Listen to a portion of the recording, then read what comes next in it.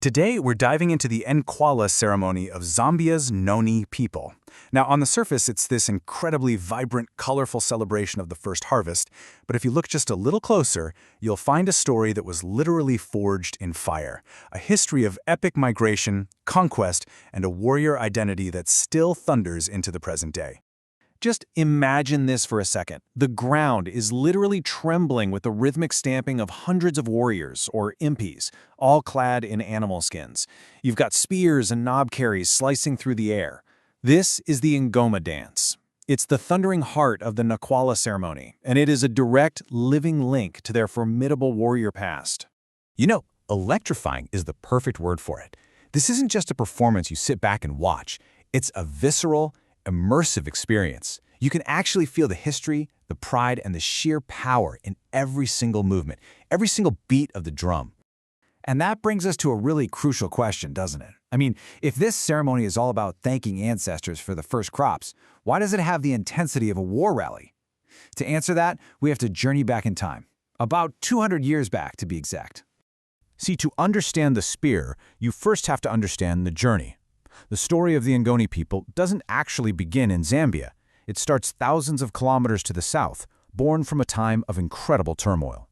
This period was known as the Mfecane, which literally means the crushing. The explosive rise of Shaka and his Zulu empire sent these massive shockwaves across southern Africa, displacing entire nations. And the Ngoni, a proud Ngoni-speaking group, were caught right in this vortex of change. And what an epic journey it was. Led by the legendary Chief Zwangendaba, a group of about 1,000 followers fled north. Now get this, in 1835, they crossed the mighty Zambezi River during a total solar eclipse. They took it as a huge divine sign.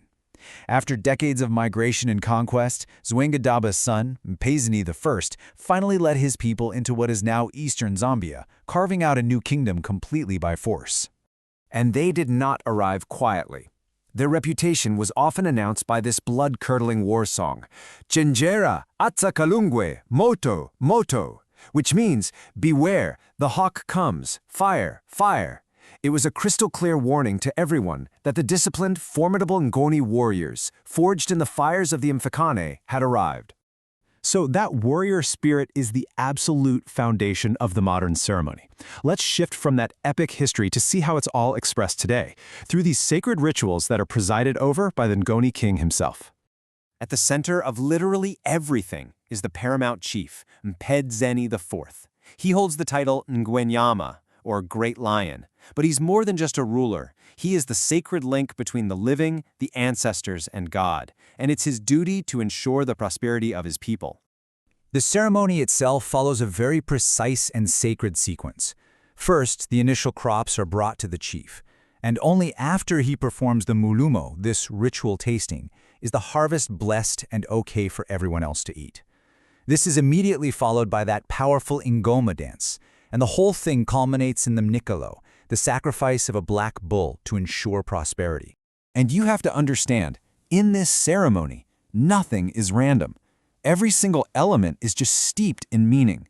The black bull, that represents the life force and wealth of the entire nation. The leopard skin worn by the chief, that's a direct symbol of his sovereignty and his connection back to Zulu royalty. And the spears and knobkerries you see everywhere, they're a constant visual reminder of their warrior identity. Throughout the entire ceremony, the air just rings with these powerful praise chants.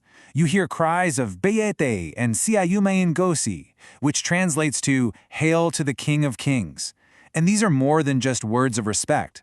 They are a collective, public reaffirmation of loyalty to the sacred authority of the Ngwenyama. But here's the thing, this vibrant celebration wasn't always a given. This ancient ceremony was almost lost completely, and it really had to fight its way back to become the symbol of cultural pride that it is today. The resilience of this ceremony is just incredible.